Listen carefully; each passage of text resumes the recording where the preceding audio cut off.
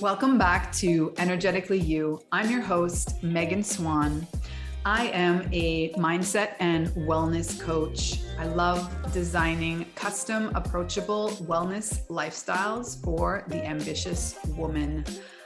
My approach is sustainable, integrated wellness. Love helping women optimize their wellness through plant-based nutrition, movement, mindfulness, and mindset practices so that they feel more in alignment and confident in their own skin.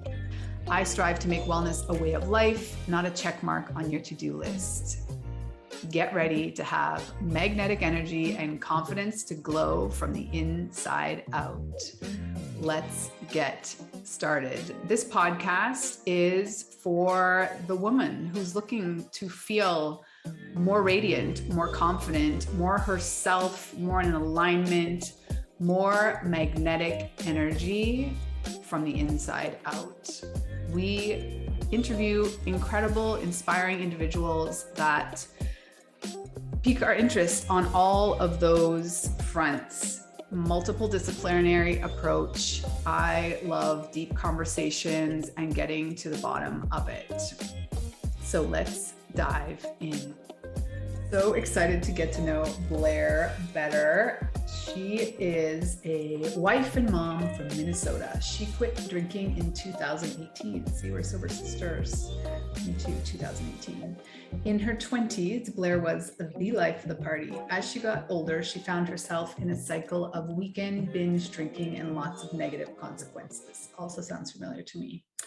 Blair had always gotten drunk easily and never had an off switch. She became a mom in 2016 and tried to keep up her drinking ways, but eventually she needed a change. Since she quit drinking, she's realized how much more to life there is, and she's figured out who she is without alcohol. She is a content creator and freelance writer, as well as working full-time outside of her home as a psychometrist. She tests people's thinking. Interesting. She enjoys reality television, cheese, and doing introverted things. Find her on Instagram at Sobriety Activist or on her website at blairsharp.com.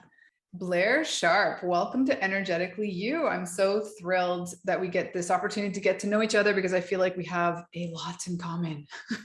Hi, yeah, I'm glad to be here. Thanks for having me. So I found you via a reel that my shared, and then I started perusing all your content, and I realized that we're very like-minded mamas. So why don't you start where you want to start and tell us a little bit about your story and your journey to sobriety? Sure, yeah.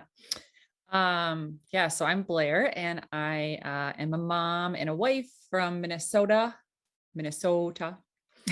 And I do that I can't not do that when I say where I'm from. Okay, so just took me right back to Fargo. Yeah, right. So I celebrated 3 years of not drinking in February. So I'm a little over 3.5 years now, but who's counting, right?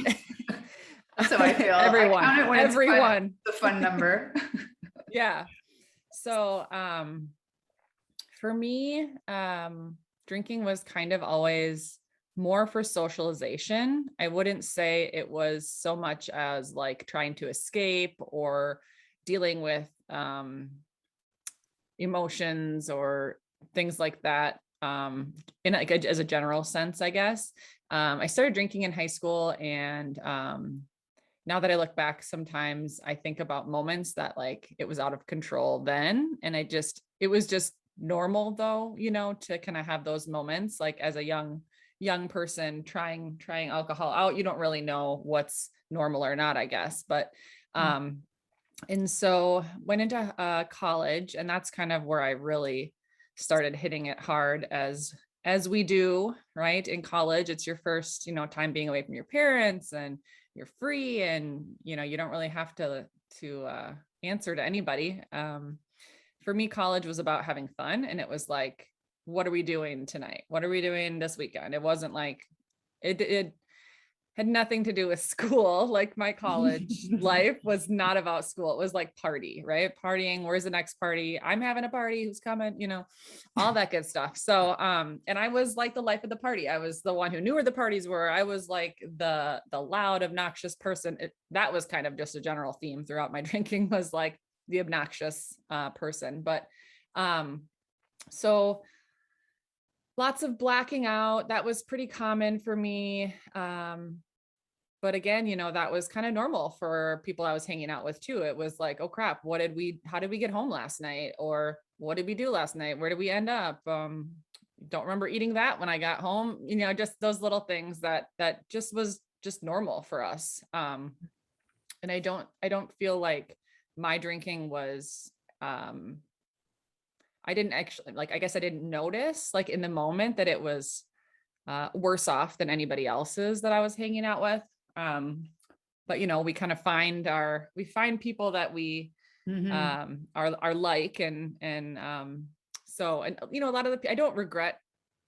I obviously wish some things didn't happen, but I don't regret a lot of my time back then either, because I've made a lot of friends, really good friends that I still have now. I met my husband, you know, when I was 25. So I don't have too many regrets, because I don't think I would be where I am now if I didn't have all those things happen to me. I'm kind of a person that thinks that way. So when I was about 25, like, so I had a lot of, before I say this, I had a lot of moments where like maybe someone would question, should I be drinking? Like, is this a good idea? Like, all these bad things are happening. I'm losing my items, you know, my purse, my phone, how many times, you know, you leave your card at the bar and you have to cancel your card because you don't want to go back to the bar the next day, you know, just like all these little things that were just like happening to other people. And so I didn't think they were anything out of the ordinary. I got a DUI when I was 25. Again, I had friends that were getting DUIs, so it wasn't a big deal. It was okay, how can I take care of this, make it go away, you know, deal with it. This is kind of like any time a bad thing would happen. It doesn't have to be a DUI, but like, who do I need to apologize to?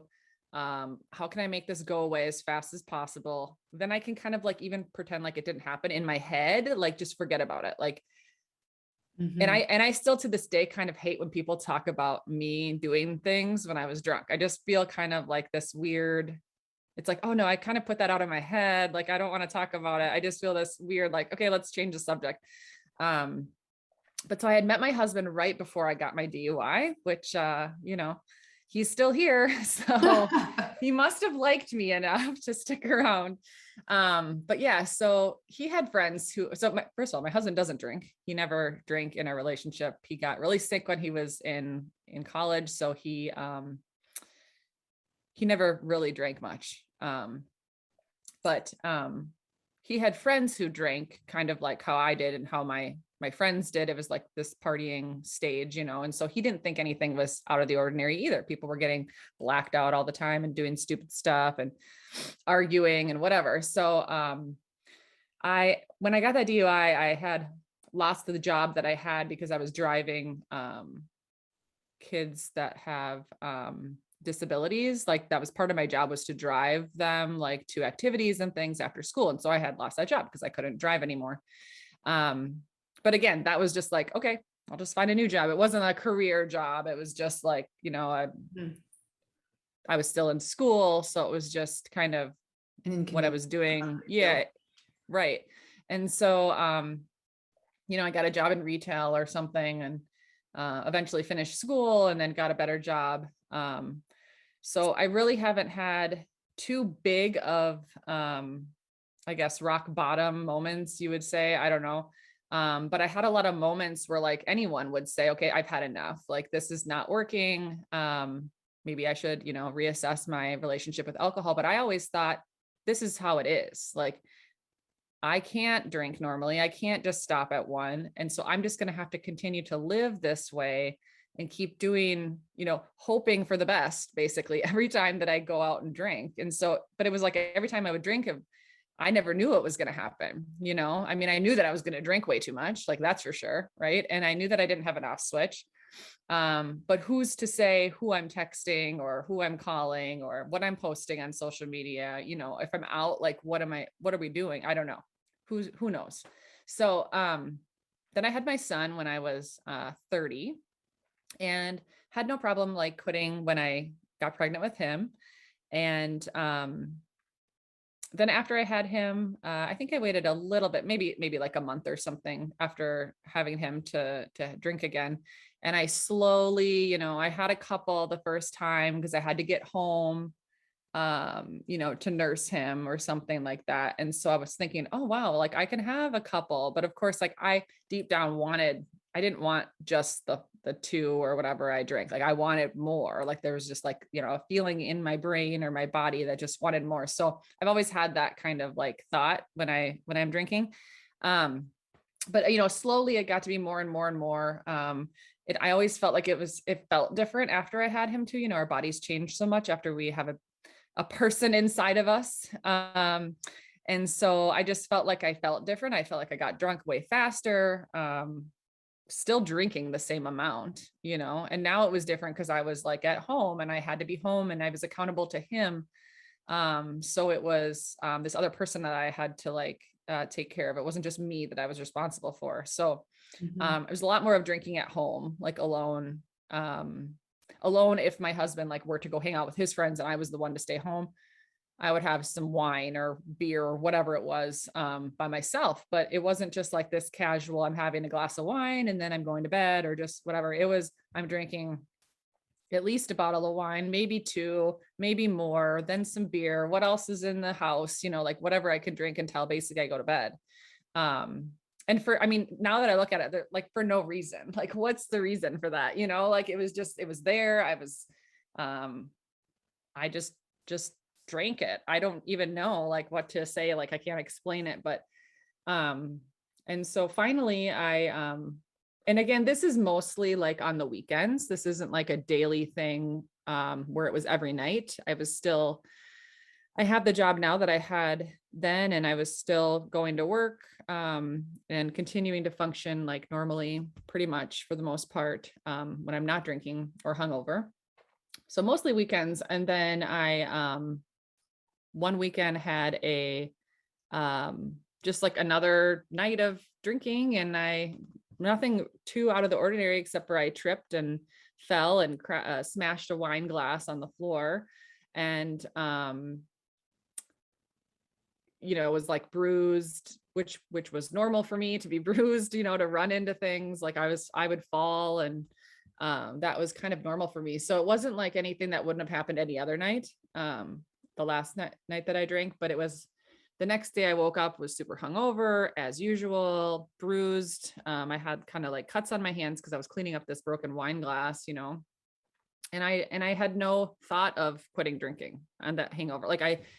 That wasn't the moment where I said, oh, I can't ever do this again. It was actually the day after that where I was at work and I had this like emotional hangover that I would have pretty often. Like I would have the physical hangover for like a day, you get through that day, take a nap, whatever. But then the next 2 days, it would usually be like this emotional hangover where I'm just like, why did I do this again? Why can't I just drink normally? How am I going to live my life like this? Like, this is just horrible. I don't want to do this anymore. But it never really dawned on me. And I'm only laughing now because it's so mind boggling to think that it didn't dawn on me to just not drink.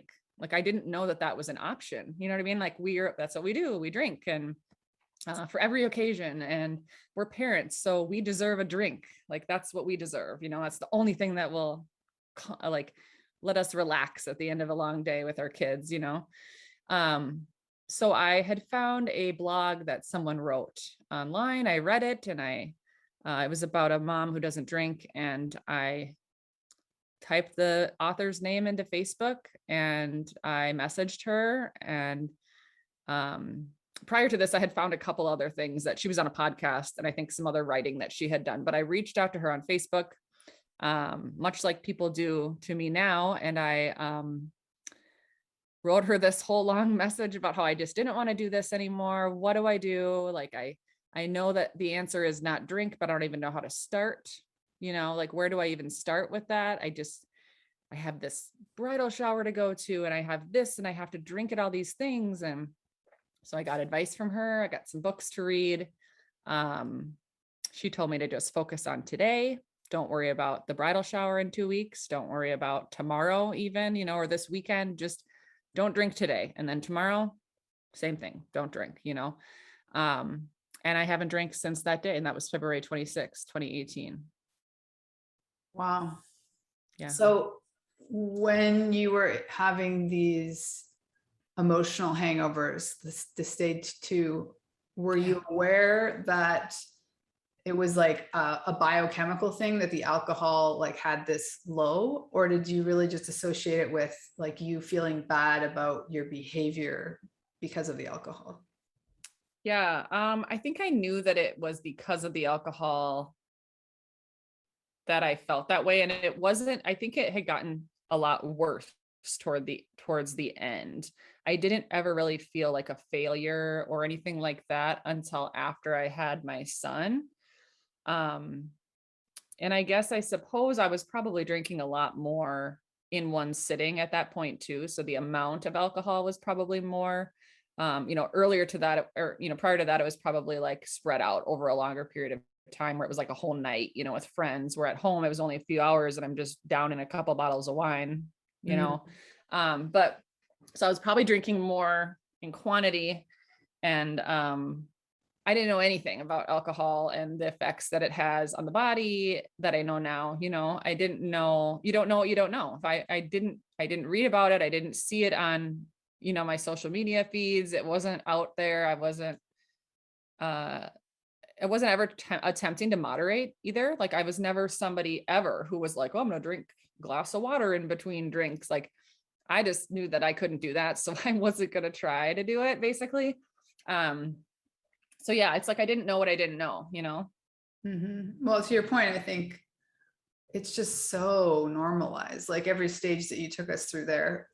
Right. If it's not like across the board, it's easy to find your tribe that's right in the same mindset, to the point that you're not necessarily questioning, it's almost like this, well, I remember fondly, I think we called it sexy brunch. And to the point, like still I have a group of friends that probably call it that. But the like recanting the day after, all the things that happened, like they weren't necessarily things to be proud of, but there was like this group camaraderie around the idiocy. You know what I mean? Yes. Like, yep. And it was almost like, well, you're not that bad, right? Because everybody else is doing it, or what this person did last night is way worse than what you did, those kind of feelings. Yeah. Or like we all have our moments or our worst nights, and it's not a character flaw, but also like everybody has their personalities within their personality, and then their drunk personality. And oh yeah, I don't know, there's just like so many layers of rationalization that it's normal and not totally unhealthy, like mentally, spiritually, physically. Oh, right. Everything. Yeah. Everything. All the things. So because for me, it was definitely a moment. I never considered, I did do the mindful drinking and air quotes for the year. I didn't get to the year, but I personally couldn't imagine my wedding without a champagne float. And so I kind of did that. That was February 2018, February 18th, 2018. And so a month later, I had my last waking up and feeling guilt, shame, remorse. And anyway, the point is, similar to your story, like I had the gift, I still look at it as a gift, that I had my kids and then I breastfed them for like 13 months each. So I almost like had 4-year window of being sober. And to your point, I also felt that my body felt different. Like the alcohol just never sat the same. Right. Exactly. And I just remember having this like fantasy of getting back to my quote unquote old life, where I could go to a club till 2 a.m. and have like shots and stuff. And then when those nights finally came, because I managed to like coordinate a babysitter and all the things, like I wouldn't even make it till 1 a.m. Right. Like I was just so tired. Yeah. And B, like I just started to see everything a little differently. So for me, like the main reason, I wouldn't say it's the current main reason that I stay sober, but the reason I gave it up was for my kids at the time. Like I just did not want to repeat Mm-hmm. the upbringing that I had. And yeah, so I'm curious for you how old was your son when you quit? Yeah, he was 18 months. So he So doesn't even know. you came to pretty quickly. It Yeah, took me like, right. I think my eldest was 4 and my youngest was 2-ish. Yeah. Yeah. So you want to tell us a little bit about how you kind of touched on it, that you had, I think all moms think we're failing, that there's this like Mm-hmm. added pressure and stress, and then you're pouring alcohol, a depressant onto it. Yeah. And I never really felt like I was an anxious person or a stressed person. I was always very easygoing before. And I feel like now I get these anxious feelings a lot more. And I especially if something and I think this is probably after since I quit drinking. So I get these feelings like if something doesn't go the way that I had it planned out in my head, like I get really upset about it and irritable, I'm working on it. So life isn't amazing, right? In sobriety, like there's actually that was the part of, surprisingly, with how much alcohol played a part in my life, like almost the easier part was just quitting drinking, not doing it. And then it's like everything that else that came after was like trying to figure out who I was without it, I know that life is totally different than it would be if I was drinking, especially, I have a 5-year-old now, and I just can't, I just don't know how people parent with a hangover. And I know there's some people out there that don't get hangovers or can have one drink or whatever, but I just knew that I was not that person. And so I think once I accepted that, like, in no way can I drink and be like the best person for myself, my son, my husband, my family, friends, whatever, it was a lot easier when I accepted it, and I just knew that, like, so many times I had drank without an off switch, almost every time. Of course, there's times where, I go out and have a beer or something with dinner, but I just always wanted more. Even if I didn't actually get more, there was always that feeling. So once I accepted that, then it was a lot easier, I think. But I know that's not the case, for everybody. It's not as easy, of course. But yeah, the parenting thing, we're just, everywhere you go, you see something funny, air quotes again, right? On a wine glass or a t-shirt or, mommy's sippy cup, or these like, even dad's like dad juice or dad, whatever it is, on these koozies. And it's just all over the place. I have a store, like a drugstore that's down the street from my house. And every time I go in there for like a card or whatever, I can't go in there without seeing something that's like that. So no wonder there's so many moms and dads, but it's more thrown at moms, so many of them, us out there, that are struggling with this, and they think that they have to do it because society tells them that they have to, there's no other way. So it's really important that things like this, your podcast, and I do some writing and post on Instagram, things like that, to get the word out that there's another way. Yeah, it's definitely, like you say, I think a certain level of just granting yourself permission. And for me, like I learned recently that I am a spontaneous sobriety story. Like I just recently went to the Flow conference by Sober Voices. And yes, there was like gray drinking. There was all these terms that I was just had no idea. Gray Like area. it's gray area drinking. Like there's all these things. But I think what is important for people, mothers specifically, to know, I didn't quit. The day I quit, I didn't say I'm quitting forever. Like I wouldn't have mentally been able to do that. Yeah. I was just experimenting. I think I said 3 months. I don't know. Maybe it was a year. In my mind, I was like going to see how different or what it was going to be like. But to your point, you know, I already had like the social events coming up that it was going to be like uncomfortable or problematic. And I don't know what your experience was, but mine was like either people already knew before I did that this is what needs to happen. Yeah. Like I anticipated like so much more pushback socially. And in fact, like obviously some, not really, because I don't know, I guess I was already 39. Yeah, maybe 38, 39. So what was your experience? Because mine was no thanks. And like nobody even made a joke. Yeah. Are you pregnant? You know, like there was nothing. Yeah, right. Yeah, I was super nervous about that. And I think the more that it is a part of your life, the more nervous you are probably for it, you know?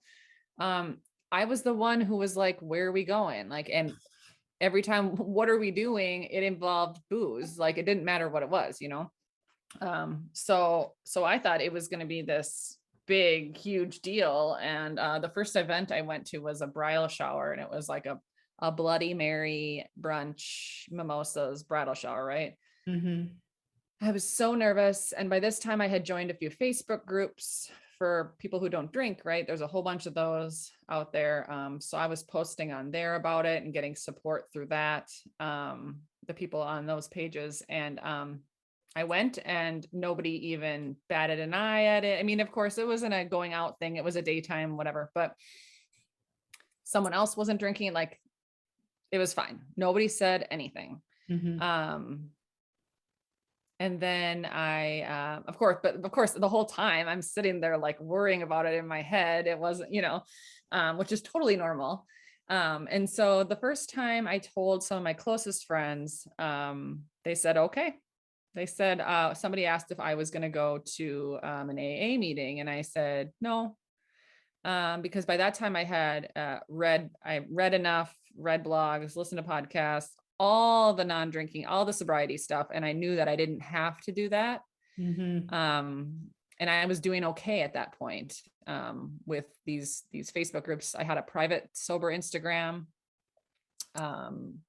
which I don't even know if, well, maybe now that they listen to me on some podcasts and talk and stuff, but I don't think my friends, you know, knew that until like maybe this year.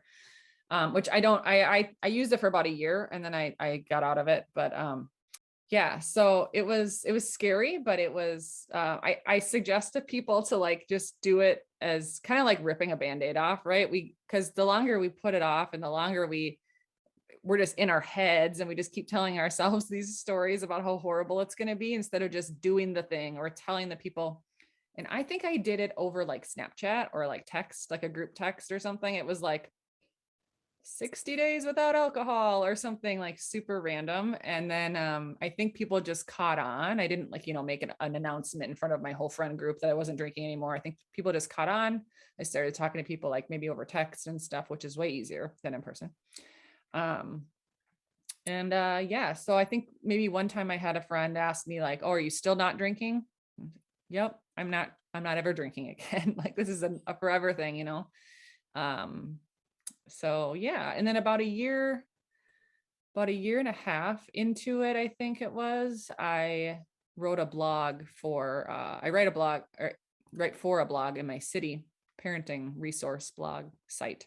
And I wrote a blog in August of 2019 called No Thanks, I Don't Drink. So that was my real big, like, that was your coming out blog. That was my coming out. And I can't remember, I should investigate this. I can't remember if I did like, you know, a post on like 1 year of not drinking. I'm sure I did, because I'm really into like social media. So I must have, I just don't recall. But yeah, that blog was like a big thing for me. And then, you know, it ended up being the most read blog on that site for the whole year. So that's when I knew like, okay, I'm not the only one here, which I knew that already, but so that kind of made me feel good. And then after that, it was just kind of like, all right, well, I guess I'm doing this. Guess I'm just telling the world my story, you know? So, and I'm glad that I did, because that's how I got, you know, that's how I got here. I reached out to some random person on the internet and here we are. So, you know, Thank you for trusting Yeah. random people on the internet. So one of my big wine stories, besides like, Yeah. that cool moms drink and, Mm-hmm. parenting needs wine, all those. But for me, like a really deep one, I think was this, like I was scared to lose the deep conversations that I perceived only happened over a bottle or three of red, right? Yeah. And maybe I did lose those, like in a lot of ways, in that, none of my girlfriends call me after they've had a few glasses anymore. Now, it's hard to say with everything that's happened in the world if that's just would have happened anyway, like you do get older and you have kids and you get busy Right. and you just catch up less, I think. But yeah, and my husband and I used to enjoy doing that together. But like emotionally and spiritually, I don't think I really miss that. Yeah. But I don't know, it's still there. How about you? Do you feel like you lost friends that Yeah. you really valued? It's almost like you, what are you willing to give up for all the benefits you're going to get? You know what I Exactly. mean? Like, are you willing to give up those, you're probably sleeping by 10 o'clock at this point, those 10 o'clock wine calls, like for some extra sleep that you're probably going to be thankful for tomorrow, like you can catch up Yes. with them later. You know what I mean? Like, so, my priorities have like changed 1,000%. I have all the same friends. I can think of one friend who now doesn't even live in this where I live, but that was down to drink at any time, anytime, anywhere. So we hung out a lot. But that friend doesn't live here anymore, and I hadn't talked to them since I quit drinking very much, because that was a lot of our relationship. And they were still drinking, in that manner and going out a lot. And so we just didn't. I have a kid, they didn't have a kid, like we just lost that commonality of the alcohol, right? So the rest of my friends I still see pretty regularly. They know that I'm probably not going to go do any evening events because I go to bed at 9, right? Some of them live out of town too, so I'm an old lady and I don't like to drive in the dark, so I'm not interested in doing that anyways. And to be honest, I always say, like, what am I really missing after 8 or 9 at night? Like, nothing really that great happens when people start repeating themselves and stuff. Yes. And I was that, I mean, I was that person, the repeating myself and all that good stuff. But yeah, I've realized also that I'm just much more of an introvert now. I just thought I thought I was an extrovert this whole time, like my whole life, because I was obnoxious and loud and talking to everybody. And now I don't want to talk to anyone. I just like just give me a good TV show on my couch, and sometimes we can have plans. If you cancel them last minute, that is great. I love that. Like, I'm fine.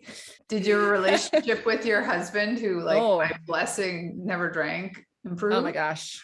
Yeah. I don't know how I got so lucky with him, but um yes. He greatly appreciates me not waking him up at 2 a.m. wasted trying to have a conversation about whatever. And yeah, I think I'm just so I used to, be so hungover and you're just lazy and you're laying on the couch and sleeping. I still take naps. I still make napping a priority if I feel like I need one. But it's not because I'm struggling so hard, it's just to like give me another boost. But yeah, I think he would rather me be me now than me, 3 or 4 years ago. So yeah, it's good. That's awesome. So why don't you tell us Yeah. a little bit about your work? Well, I did, start writing for this parenting resource in my city in 2019, and just about one or so a month here and there. And I just really enjoyed it. Thought I was pretty good at it. I mean, like, I was getting people, oh my gosh, I didn't know you were like a writer, so good at writing and whatever. And I had always been kind of pretty creative, like when I was younger. Okay, so there was like 17 to maybe 32, right? This drinking time period where I did nothing creative, zero things, Mhm. right? And then all of a sudden I quit drinking, and it's like, I got all this creative energy. Yeah. And a lot of extra time, motivation, right? Energy some days, not so much, but, and so I wrote a blog earlier this year, and sent it to Scary Mommy, which is an online publication. And that's where I originally read this blog that changed my life or whatever, and helped me decide that I wanted to quit drinking. So I wrote it about that blog and how this Scary Mommy post helped me change my life. So it got published in Scary Mommy. And I was like, wow, I could do this like for real. Like I could start sending places my writing and all this stuff. So I started doing that. I created my own website, which I have no idea how to do, but I did in a couple weeks, just as a place to like house all my writing, so I could here's my portfolio, here's my page. So I did that. And I've been writing I've written for a few different, national publications. I've written for Monument and Reach Out Recovery. I wrote one recently for Nope Beverages, Reframe app, all sorts of different places. So, and that's just blairsharp.com. And I have an Instagram account called it's Sobriety Activist, and I started that last December. After Tropicana had this, I don't know if you remember when Tropicana had this campaign targeting parents to go drink in their bathroom or in their closet a mimosa, in this little, had you heard of that? No, I'm Canadian and I live under Mexico, but I can imagine. Sober Instagram went crazy. I should send you the link. There's probably an article, but so Tropicana, the orange juice company, had this like campaign called Take 'em a Moment. And so hashtag Take 'em a Moment. And so they had these celebrity parents hiding basically from their kids. Gabrielle Union was in her bathroom, and Molly Sims was in her closet with these little mini fridges that Tropicana sent them with everything that you need to make a mimosa, because you need to take a moment away from your kids. And so Sober Instagram, as they do, went wild over this, right? Just crazy. And at that point, I didn't have a Sober Instagram account. I was just posting on my personal one and my Facebook. And so I posted about it, and it was real bad. Like I just get grossed out even thinking about it. Like Molly Sims was like holding up her mimosa glass and saying, "This makes me a great mom. This makes me the best mom." When I get sick to my stomach when I think about it, because it's so bad. But anyways, so the New York Post got a hold of it, and they did an article. It got shut down in like 2 days. Yay, Sober Instagram wins again. And in the New York Post, they said sobriety activists, blah, blah, blah, blah, blah. And I was like, oh my gosh, I'm a sobriety activist. Literally, this happened. And no one has the handle yet. Yeah. So, I jumped on that real quick. And I didn't know what I was going to do with it. I knew that there were all these sober accounts out there because I had followed them forever. And I thought, oh, I could post about this or that. And I really like talking about it. And I always have, but I just, your personal page, sometimes it's not a place. Not everybody wants to hear about sobriety every day, all day. Right. Yeah. Yeah. And so it's hard. And so I thought, well, what the heck? I will just start it up, and started posting. Had no idea again what I was doing, and since then I've just grown it. It's over 6,000 now. And I don't know, I've just been like sharing, and people are saying, yeah, me too, And again, this is what I was looking at when I was just starting out. So I know how big of an impact that something like my account or some of these other accounts can have on people. So, and I know because I get DMs all the time from women, sometimes men, but a lot of women, a lot of mothers, right, who are in the same spot that I was in 3.5 years ago. And I almost give them the same advice that I got, you don't have to drink. You don't have to. Yeah. I think that we often give alcohol, and this is because of society too, right? But, and how we've grown up and stuff. I think we give alcohol just so much power. Like, I feel like, why are we letting it be the thing that calms us down, and it be the thing that makes us happy? You know, it's like, we think we need it, and we don't need it. Like, Mm-hmm.